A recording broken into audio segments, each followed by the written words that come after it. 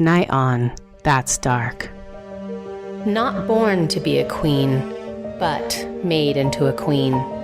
Follow us on the journey of Katherine Parr's rise into monarchy. Everyone. Hello. It's Alyssa. And Heather. And we are going to be finishing the last of King Henry VIII's wives. The one who technically survived, Katherine Parr. Yes. I am so excited. Also, Bear's here again, so if you hear any licking or panting, that is him. He would like to be part. He's part of the podcast. Also, I had a meatball sub, which was amazing for dinner. Oh my God. Amazing. Turkey, incredible. For those of you who live in Florida, you know what a pub sub is. Pub sub. Or I think Georgia. I think there's one in Georgia too. Yeah. So if you're lucky enough to have a Publix near you, it's so good. And you know. Oh, I'm so sorry. I pumped your nose. Yeah. That's how I talk to Alyssa. No, I'm just kidding. That is Bear. Yeah. Wait, we already caught up with we already talked about Kate Middleton for the last one. I don't really have a lot. I don't, because this week has just been... Oh, that's what. That's freaking what? Daddy Mercury, but also... Spanky. The eclipse. Yeah. On the 8th. And boy, are we feeling it. I'm sure you guys are feeling it too. The energy has been chaotic. It has. Good Lord, work has been insanity. My emotions just all over the place. And I passed my period, so it's just literally all over the place. I think that's what it is. Like, it's not as much as work. Like, yes, there's a lot of work, but it's the people that are making it so frustrating that everything is urgent. Yep. Everybody is like on a crazy pill, it feels like. Yep. So, Yep. That is the eclipse in retrograde. That is 100% correct. Also, scary timing for an eclipse and a retrograde happening at the same time. Don't know how much I love that. And I don't know how much you guys follow it, but just know that this Mercury, I know a lot of it is about change, but this one really is about big change. Yes. So buckle in, but you can kind of steer it, hopefully, to make it something good. So even if it looks like it's like basically change that has to happen. Yeah. So, I mean, that happened for Emma. Yeah, exactly. I was telling Liz, I'm like, honestly, like, I'm big change, I've gone through a big change, and so, but just know that, like, even when you're like, what's happening? It's doing it for a reason. So I have to get a car. I'm sad. Big change. I don't like it. I know. I love my little car. Also, I'm going to be preparing for a 5 and 10K. So that's not big change, but it's fun. I'm preparing for a 5K. I'm so excited. Yours is November, right? Uh-huh. Yeah. Right. November 1st. So right after Halloween. Well, that'll be fun. I'll have to go down.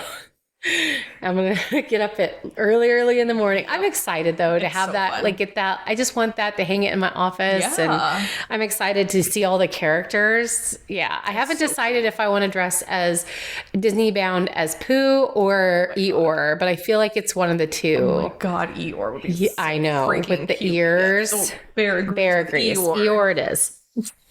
But yeah, we're both doing the Disney runs. Mine's in November, and we'll see. I'm thinking about maybe signing up for it in January too. I really am. I'm thinking about possibly. Oh my God. Then I could be Eeyore. You could be Pooh on that one. Yep. Or like the Tweedledee. Remember? Yes. That would be so cute. Like or like the Rabbit and Alice. Oh, there's so many room for activities. So much room for activities. That's the thing. Like, I'm excited to do like a goal like this, but I'm most excited about dressing up. Yes. It is so fun though. Like, it's just really fun. And I really, really, really, because my dumbass years ago, I think it was 2 years ago, I just on a whim signed up for a half marathon. Because I don't know, I had 6 weeks to prepare. Really dangerous, really stupid. Do not do that. I didn't realize all the things that could go wrong with your kidneys, your so much. Your knees, so much. And I just did it. I did it. That's why they call it training. Yeah. So that's another goal of mine, but actually preparing next time for it. I don't know. I've never been a big runner, but like we'll see how it goes. You know, I'm going to start like I've always loved the walk. Like I could walk and walk forever, but like I've never been a fast walk the whole time pretty much. For the 5K, but I think if I'm going to do the 10K, I'm going to get myself to the point where I'm like one thing that like Brittany, because she does the run, she's like what she does is she like gets the characters, she waits in line no matter what, and then runs between them. Yeah. So she gets her break and then because she still wants the character, but she runs between them. So she still stays up to see the characters. So I'm like, I think that's what I'm going to do. Like run between them. I didn't stop for any of the characters because I'm just impatient. But I would like run 5 minutes and walk like a couple minutes and then run a little bit and like give myself like kind of like intervals because I am not a runner. I'm just not. No matter how much training I have, I kind of feel like your body is like either made for it or it's really not. It's true. Yeah. My muscles, when my doctor was studying them, my leg muscles are made for sprints, not long distance running. That's me. So I can get power and I can fall it, but I can't. So I'll be doing the same thing, but I'm going to do the run, go to the character, stand in line, get my picture. Cause she says it goes fast because they just take a picture and then I'm going to run to the next one, take a picture. Cause that's my goal. Yes. Characters are my goal. All right. One more thing before we start. Okay. This is insane to me. So like, you know how the run starts at like 5 a.m. And like when you do, they like let the fast, like you have to submit your time if you want to be like in the front and like they let them go first. Before we'd even started, the person who won had already finished. Oh my God. So fast. I think it was like an hour to hour, either an hour or hour and a half that she did 13.1 miles. That's crazy. Inhuman to me. That is inhuman. Like you got to be booking it the whole time. And she looked amazing at her finale pictures. I'm like, God damn. Dude, how the world. It's not me. That won't be me. Nope. I'll be running, hold my boobies. Okay, so I will tell you. I'll get a bra. That was another thing. 2 months after I got my boobies done, I did a half marathon 2 months after your boobs were done. Oh my dear God. So what you do is you're going to want to get some like, you know, that bandage stuff, not like, I know, like ace bandage. Wrap them down. Yeah, I'm gonna. You put your sports bra on and then you put another bra and then you put because it hurts, but also my uterus hurts when I run. Oh, so that's an issue. Well, it's all right. It's all right. You just sprint. I'll sprint. Yes. And stop. Yes. So, all right, guys, we'll share more on our Disney excavates as we go through this. But like we were talking about, let's get into this. We were talking about Katherine Parr. Now, again, some things is K and C, and I'm wondering if it's like translation. So anyone, please tell us. Why is she Katherine with a C on some places and then Katherine with a K in lots of places? So it's like maybe old spelling was K and then they translate over to C. I don't know. But someone, if you could let me know. But I always show you a picture of the queen and I just thought she was just so stately. Oh, and like so pretty. Also, fun fact that's going to be in here, she is one of the most painted one of King Henry's wives. Oh. So was very like had her painting done a lot. And there was a lot when I was going through it. So let's get into everybody. King Henry's sixth and final wife. Ooh. And this one, as we all know, she survived. Yay. To an extent. We're ending it on a semi-good one. Kind of. Maybe. Kinda. So she was born around 1512. No month. To a family of gentry status. So she had good status. Okay. She wasn't like Catherine Howard in the fact that they were very poor, but still had, you know. Catherine was the oldest daughter of Sir Thomas Parr, a late 15th century courtier and knight, which means he was very much a part of the court, you know. Her mother was Maud, love her name, Green. Her name was Maud Green, a close friend and lady in waiting to Henry VIII's first wife, Catherine of Aragon. Oh. So Katherine Parr's mom was her lady in waiting. The Parrs were a substantial northern family, with Thomas Parr tracing his ancestry all the way back to Edward III. So again, there's that strong line, right? So her family is a very strong line. They're very solid. Parr was a well-respected man and enjoyed the patronage of the young Henry VIII, who in 1550 sent him to Newcastle to escort his sister, the Princess Margaret, on her, I'm sorry, is it Henry VIII? Give me 1 second. I need to look again. But yeah. So Henry VIII. So he basically, her dad, Thomas, he escorted her, Princess Margaret, on her month-long progress through south of London. So basically they just have this like where they're stopping through, waving at people in the fields, stopping through homesteads, things like that. Reports suggest he was charming and gallant, with the princess finding him particularly desirable. He soon became a favorite at Henry's court. So the princess was like, this man hot. I think he's a good looking. He's charming. So the fact that she found him very desirable, I wonder if there was like some dalliances going on there. The other thing that I thought about was, I wonder if Katherine Parr's mom, ever had any dalliance with King Henry VIII. She was a lady in waiting to Catherine of Aragon. Sounds like that's what I was thinking. Ladies in waitings were always fair game, sure were. So I wonder if she ever had a dalliance or a thing with awkward. King Henry. Yeah, it's real awkward. But upon Thomas's death in 1517, so he did die fairly young. He was still in his charming era and he died. But he left substantial money for both of his daughters. And then a considerable amount for his son, but which was usually the daughters were left with their dowry, but he left them more than that. Oh. He left them with a good amount of money to take care of them. That's nice. So basically he took care of his daughters outside of just a typical marriage. So lining the marriage up, making sure they got a marriage. He wanted to make sure his daughters were okay. The fact that Catherine's father died while she was young, that left her mother, Maud, without the presence of a male figure in what was a very patriarchal period. So being without a male but Maud didn't go get married again. No, what Maud did, Maud was like, this is going to be challenging. She has to raise her children while maintaining a presence at the court. And she had to find her daughter suitable marriages. But she also managed her estates and finances, oversaw her children's education, and arranged suitable unions for them befitting their status and marriageability. So this woman was like, I don't need a man. Yep. I got this. With the name Maud, I feel like that's so fitting. Yeah. So she was like, did not get married again. She ran her household. Oh, yeah. Everything with her household. So about Catherine, right? So Catherine and her other sister and her son. So Katherine Parr received a remarkable education for a woman of the early 16th century. The Parr children were taught together, which was not unheard of. So the two girls learned right along their brother. And that was not heard of. While Catherine may have been educated alongside her brother at Rye House in Hertfordshire, which I guess is a big thing. I don't know a lot about Rye House, but she still had been aware of the woman's place because of religious upbringing. So they still had that religion there.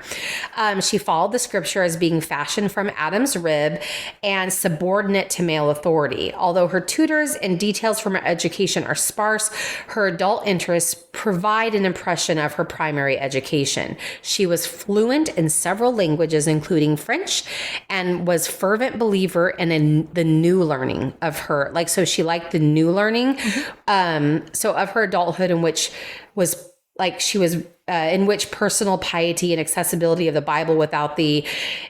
Okay, I'm going to explain this because it's a lot. So basically, she believed that you can seek your own religion. So she herself was Catholic, which we all know that Henry was not. Yes. But she believed that you should be able to seek out your own religion. Yes. Like you can seek out what you believe in. Yeah. You should have the right. That's how she believed it. You shouldn't have to be under one specific thing. Yes, correct. Love that. Yes. So not only were her intellectual abilities rare for a woman, but Catherine also developed other secular pursuits in the form of outside activities, such as being a clean rider and a hunter. We have another hunter. coin collector, music lover, and chess player. Wow. These were all considered men things. Yeah. She loved it. Just like, who else? Anna Cleves. Yep. So she loved to hunt. She loved coin collecting, which is just interesting that they coin collected back then, you know? With all her accomplishments, it made her a desirable match, but she knew it would be a match fitting of her status. So one thing about Catherine, she never decided she was going to kind of like Anne Boleyn. She wasn't like, she didn't put her sights on the king. She wasn't like, I'm going to get him. I'm going to marry above my status. She very much understood her place, what she was supposed to do. And what I gathered, just kind of did her own thing on the side while knowing she had to, steer in the way that she was supposed to steer, so she was very much having this education. I feel like her mother had a lot to add into that. This woman didn't just fade away when the father died. She picked up and ran her household. Yeah, she did. It's a strong presence, So Catherine's mother did establish marriage negotiations for her daughter in the early 1520s. Initially, Maud expressed favor towards a union with the Scrope family. Oh, no. The Scrope, the heir of the Lord of Bolton. However, this was a failed match, and discussions did not proceed much further. There is no information as to why it was failed, just that it was failed. Instead, Catherine's first husband would be Edward Burrough, son of the Baron of Gainsborough Hall in Lincolnshire, a family of knighted gentry. So Catherine's family's knighted. She's now marrying same status, someone who's knighted. Oh my God, my nose. I'm sorry. All I can think of is the Baron from What We Do in the Shadows. Not the Baron. The Baron. The Baron. So unfortunately, there's not like a ton documented regarding Catherine's first marriage. And they have historians argue whether she was unhappy, unprosperous, or happy and prosperous. There's a lot of different things here, but I will say that her husband's father, they basically went off and lived in a different part, way away from court, really got her out there isolated. And he didn't let her do her woman's duties. He ran. The father did, not her husband, until Maud stepped in and said, you need to let them have their own place and you need to step out of the way. So they ended up actually moving a little closer to court and where Catherine could run her household. So her mother stepped in and said, you need to stop. She said, we're done. Yeah. You're done. You're done. You're done.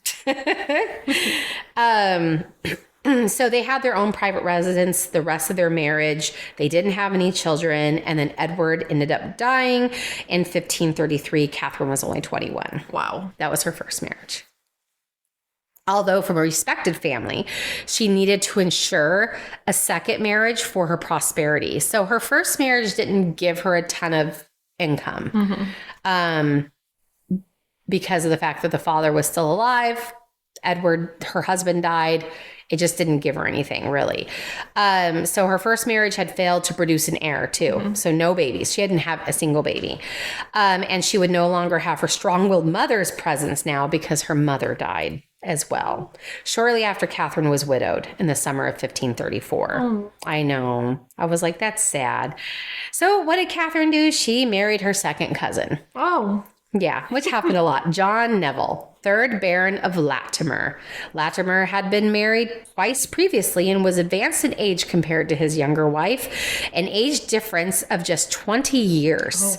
The marriage was fitting, though. Catherine required financial security, and Lord Latimer's 2 children from his former marriages required a female mothering presence. The newlyweds set up a residence at Snape Castle in Yorkshire, furthering Catherine's distance from any potential life at court. I just want to put here that it just seemed like life was keeping her away from King Henry. This whole entire time while he's going through all this turbulence, it's directing her far. Get out of there. Yeah, so far from there. But I thought it was interesting because they say that the marriage was happy. And I feel like it's because she was looking for financial security. And as we continue reading, I do wonder if Catherine was ever able to have children, but she loved kids. Yeah. And so she absolutely so her marriage was happy. Catherine adored her stepdaughter, Margaret. However, similar feelings did not resonate with Latimer's son and heir, John, with whom Catherine often quarreled, but it's a guy. So in the fact that he was 20 as senior, I bet John was probably her age. And he was probably like, yeah, you're not my mom, kind of thing. You're not my mom. You're not my mom. But the Latimers' lives took an unfortunate turn in 1536 during the infamous revolt known as the Pilgrimage of Grace. And do you remember that one? That was where they had the Catholics, they were trying to do a revolt. Oh. Bring Catholicism back into, having this Protestant reform, get rid of it. So they're trying to revolt. Wow. But it wasn't that Latimer was like, oh yeah, I want to be in this revolt too. What I read is the rebels came in and stole him. They stole him? Yes. Oh. Okay. And then what? I wasn't prepared for that. Yeah. So they forced him into the situation. Oh. I think because he was a prominent guy. So they're like, we need him. We need him. They stole him. But they also were like, and then basically joined their efforts to reinstate England with Rome. So they stole him and they're like, you're gonna help us. You're gonna do it. You're gonna make it better. And otherwise, you're going to be in trouble. And so then Latimer later negotiated with the rebels and was able to eventually return to his family. And sure, anything that was going against, make sure the king knew that he was stolen. He didn't go against the king. But unfortunately, his reputation was heavily taxed after his involvement with the pilgrimage. Wait. Although everything I read, it was not. Imagine being stolen, and your main concern is please make sure the king knows. I have no control here. Well, I guess there was signage on his property saying he was a rebel, basically, right? He was for the Catholicism and he was in the revolt. And so he pleaded with them for his family, please, please, please let me go. But even though everyone was side-eyeing him, he convinced the king and no charges were brought up against him. But he would definitely, Catherine was stated of writing down that he was stolen. They're like, we're gonna get this guy. He's pretty prominent. He's gonna really, and they obviously getting him worked. Oh my God. They didn't work in getting them back to have the Roman and the crown connected, but it worked to the fact that the king put signs all over his property. Well, condemning him. This is kind of an off subject, but not. What religion is are the royals now? Are they Catholic? Are they Christian? Are they just their own? Oh, they're Protestant still. That? I don't know. It's Christian. Okay. It's essentially just a subgenre of Christianity. Yeah. Okay. It really is. So, do you remember a guy named Thomas Cromwell? Yes. Remember with Anne of Cleves, yes. how he was out there and he was supposed to be the matchmaker. Mm-hmm. So there's something, and I couldn't get all of it. He was the main person, side-eyeing Latimer. He was in the king's ear, dude, it's shifty. And then the king's like, you think? But I don't think so. And then he's like, yeah, he's shifty because once Cromwell died, I burped.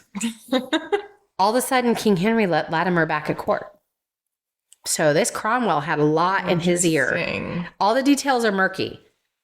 But this brings Catherine into the courts. Oh boy, here we go. Catherine even took trips to court to visit her sister Anne and brother William, who were crafting a budding career at court. So her brother William, not Anne. Okay. Anne was just there.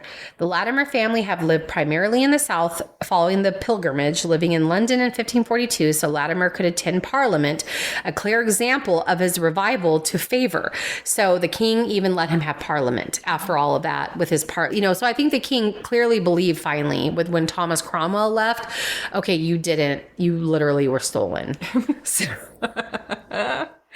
And then Catherine was like a good wife. She was not a bad wife. She took care of his kid. I think mainly her stepdaughter. I don't hear a lot about her son. She, ran the household. She did her duties as a wife.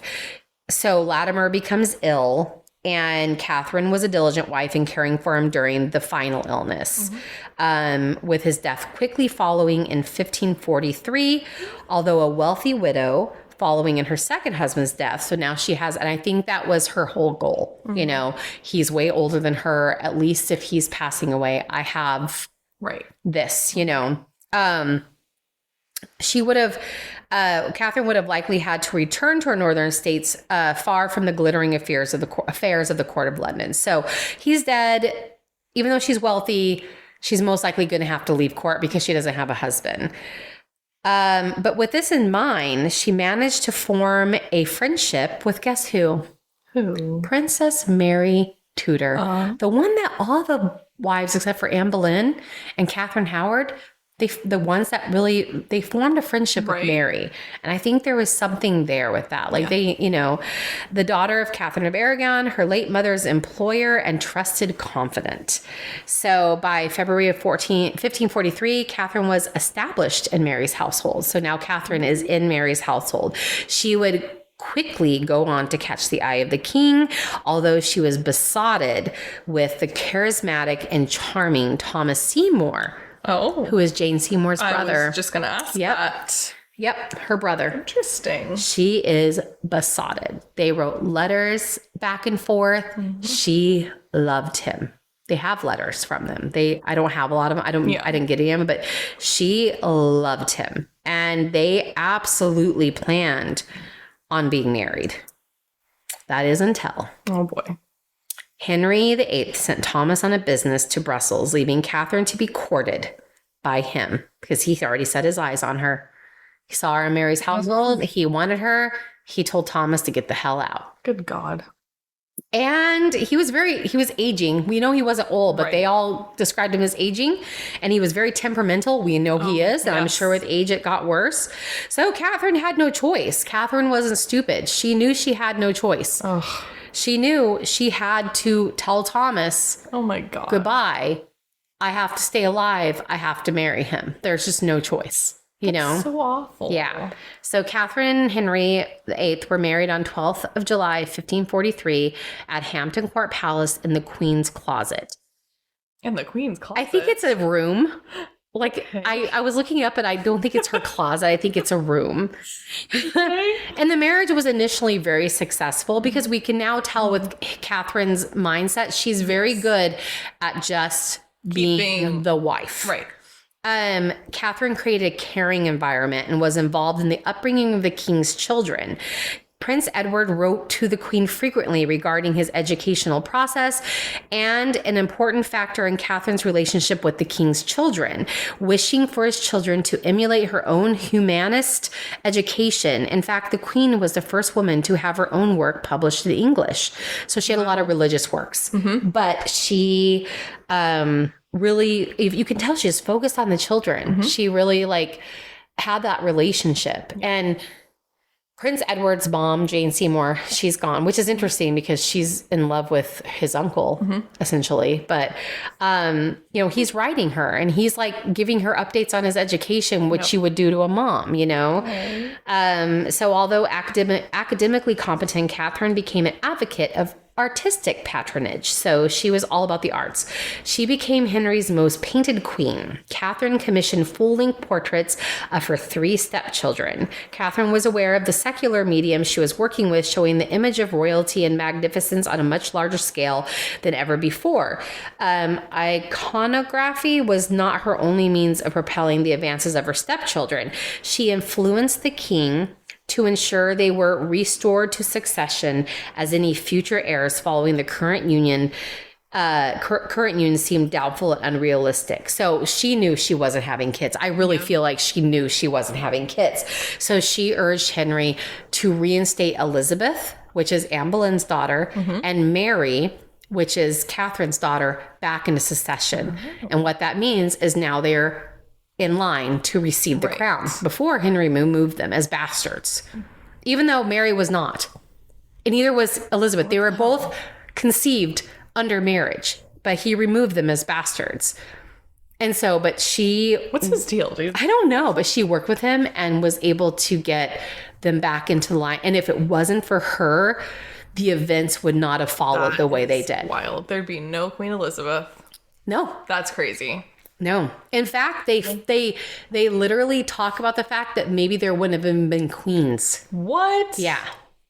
Because Queen Elizabeth held firm. That first Queen Elizabeth would not get married for nothing. Yep.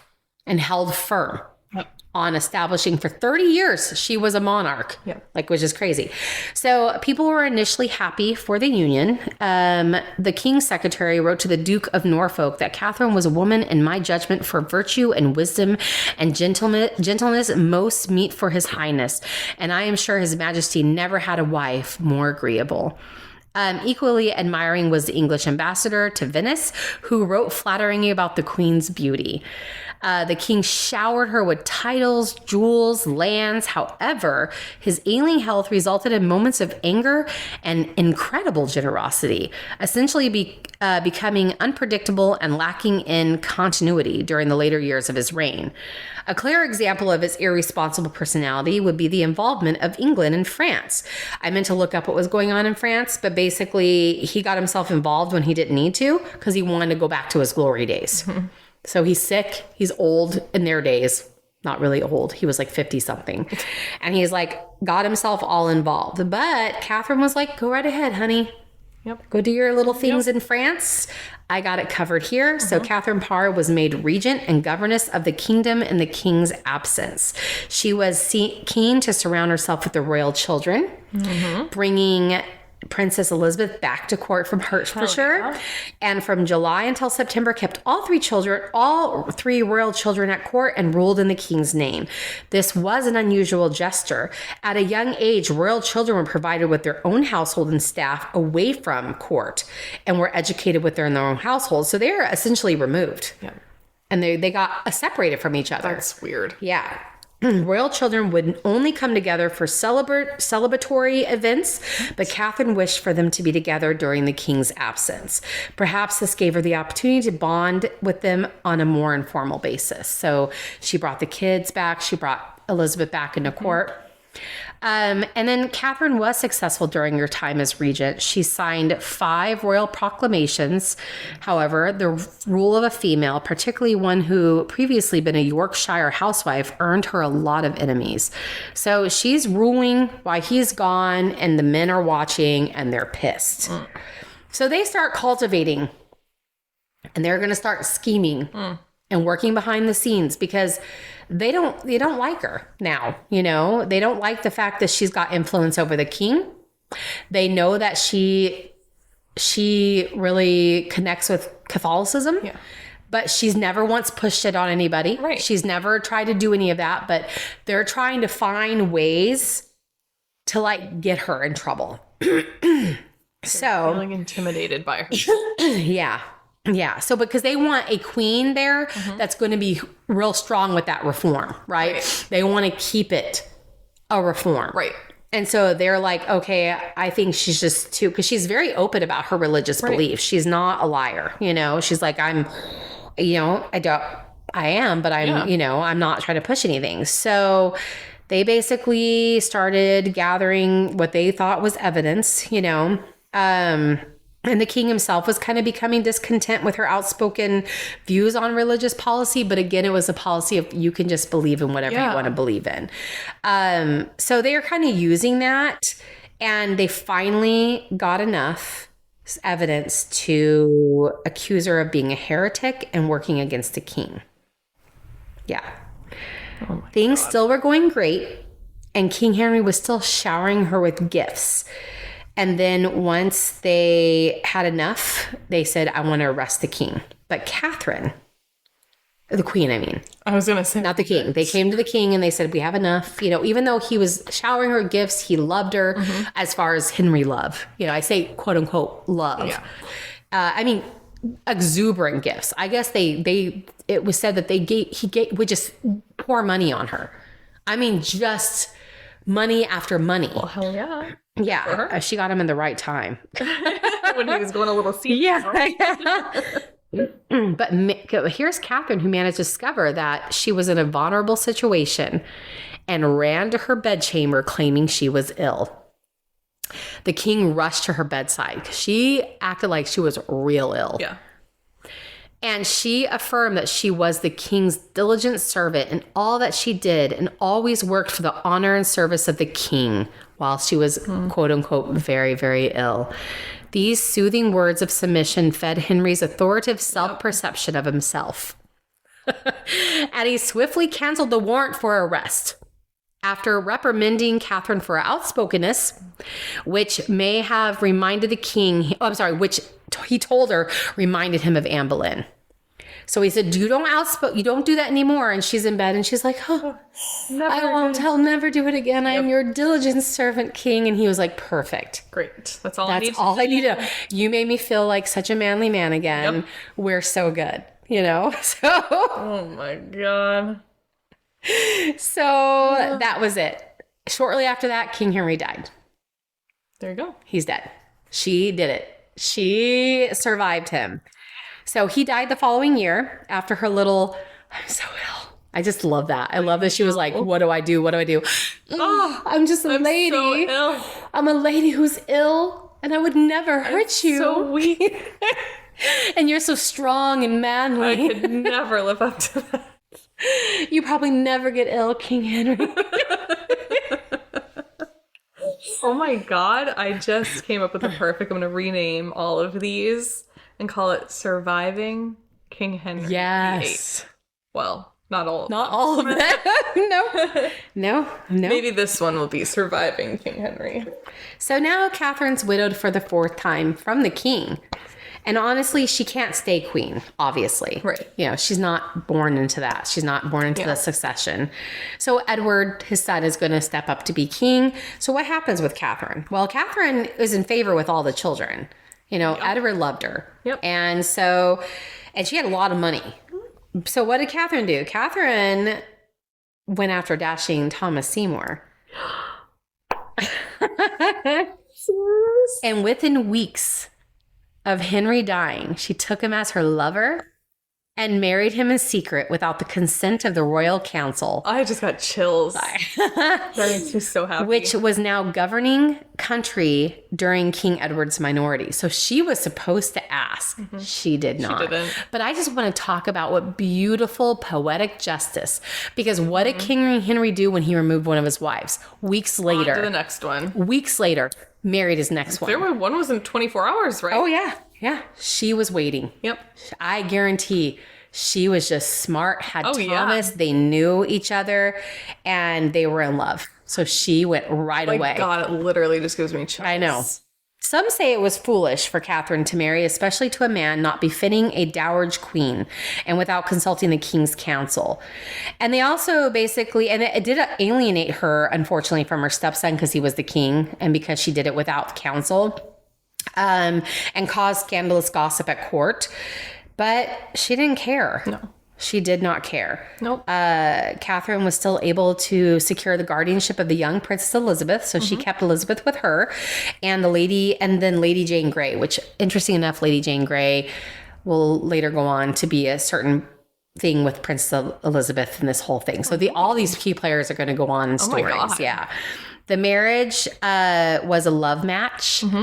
And it can be argued that everyone tried to argue that he took advantage of the union because he wanted to like maintain the size of his estate, acquire wardship of the two girls, and he attempted to establish him against the superior. Again, this is all said. Mm-hmm. After hearing Catherine's thing, I just don't think it was true. I think she was in love with him. Yeah. I think she knew she had to marry the king, and I think she kept him in her back pocket. But at arm's length, smartly. Yep. Did not have secret meetings with him. I do wonder if there are some letters ever exchanged or something.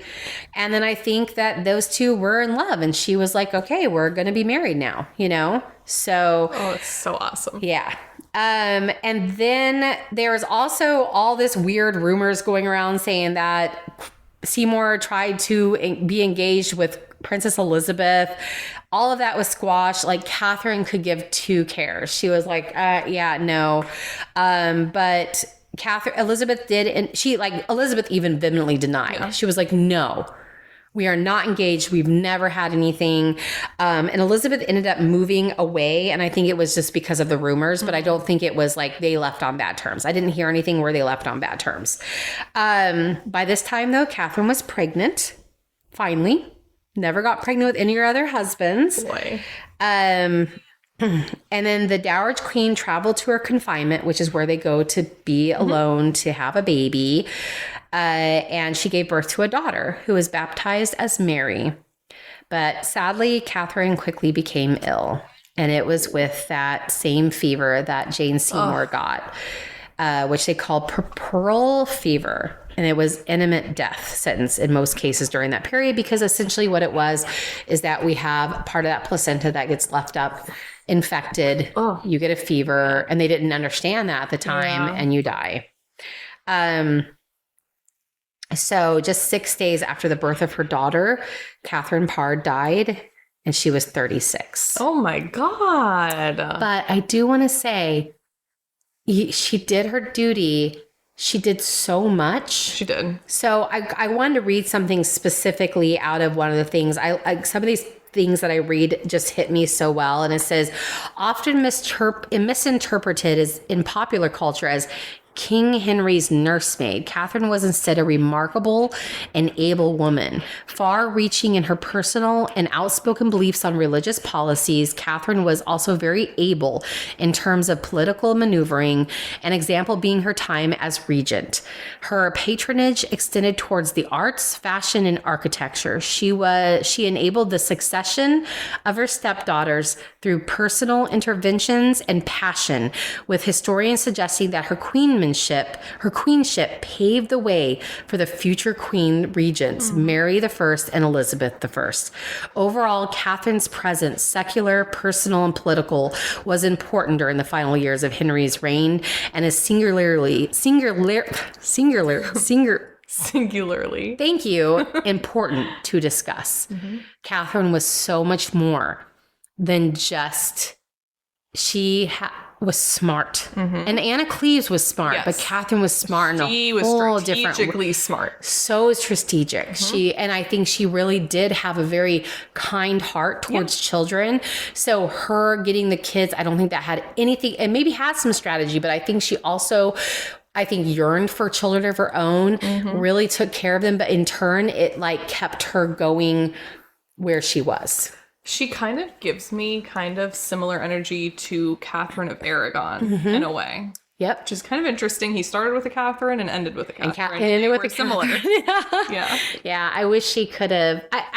It gave me chills that lots of historians argue, and they always do that, about whether Thomas loved her. I know she loved him. Oh, absolutely. First thing she did was run and marry him. I think they very much had a love match, and it said they had a love match. And I love the fact that she got to birth a child, which her daughter went on and was alive. And then the fact that she was so important and pivotal on Elizabeth taking that's insane. That throne. You know what would be kind of cool? And you don't have to agree to it, but I feel like since we've already come this far with all of this, maybe lead up to how the royals are the royals now. Because they all seem to tie into each other. They absolutely do. So that could be cool. Yeah. I did want to do Queen Elizabeth eventually. I really would like. She's I mean, she has lots of movies on her and stuff, but she's a very pivotal in her own self. 30 years. Oh, yeah. As the queen, the longest, but until their recent queen who died, the longest running queen in all of history. So if she never had children, how did there become another Queen Elizabeth? That's a name. Okay. Yeah. So it's a name that goes, it's going to be in the succession. There's always a succession. So, and I don't know specifically how her succession continued. Yeah. I love the story of Queen Elizabeth, but I really focused on her.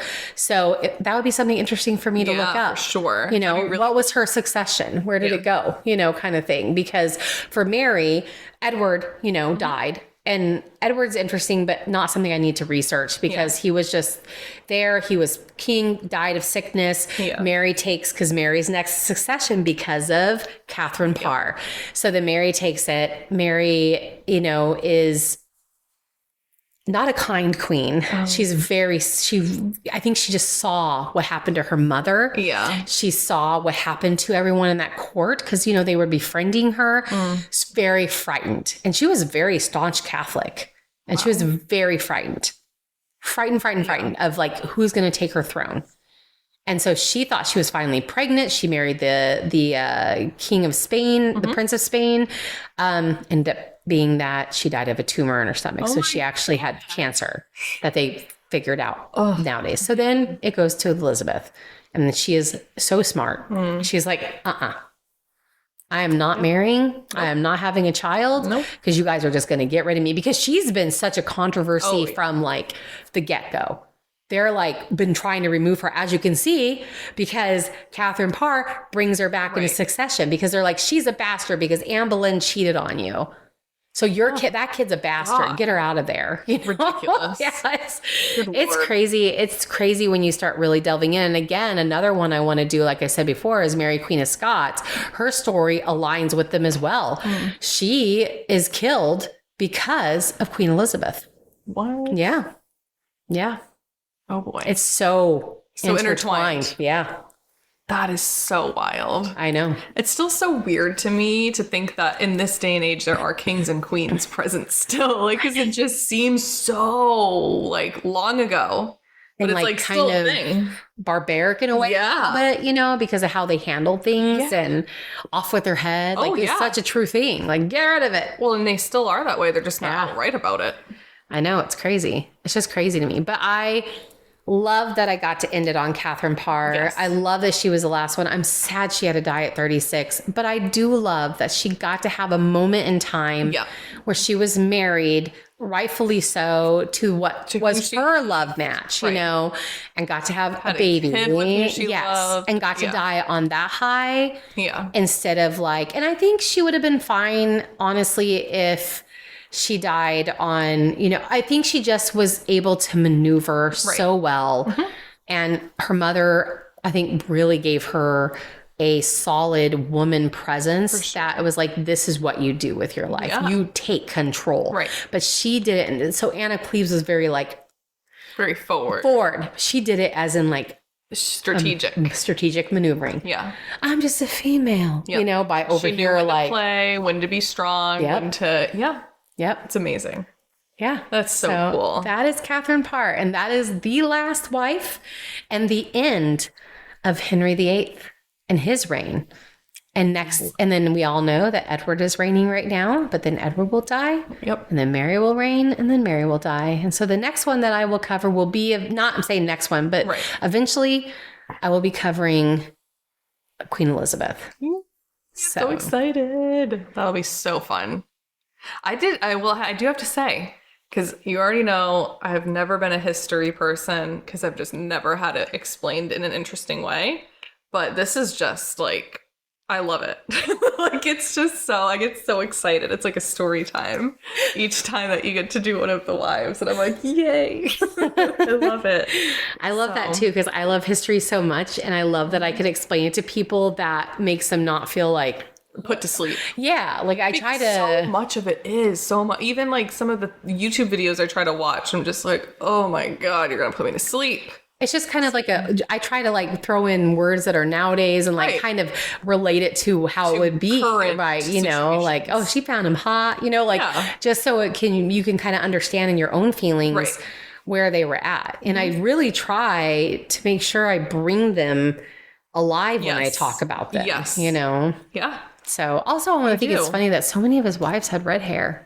Oh, that's interesting. They really did. And I don't know. I mean, I was looking and I don't know if it's because of how they were painted, but I do think that, I mean, look, that's... Yeah, she definitely does. Yeah. So I don't know if it's like they didn't have like a lot of colors or if that really was... Or did he have her red hair? She looked kind. She just did. Does. She really did. Her eyes just look kind. You guys should look up every time I do one of these wives. You just go and type in, especially Anna Cleves and her sister, because their pictures were so fun. So cool. But you should just type in and just look up what these queens look like. So, and also keep in mind though that Holbein did paint most of them, and so they all look kind of weird. But I can see past it now that I know his thing. I'm like, I can kind of see past their features. So absolutely, that's it. I love it. Yeah. Okay. Well, next episode is going to be Madeline Soto. Not a fun one. It's going to be not a fun one, so we'll have to make a nice little fun one for the next one after that. Yeah, for sure. But anyways, thank you so much for listening. And please remember to like, comment, and subscribe, and we'll see you in the next one. Bye guys.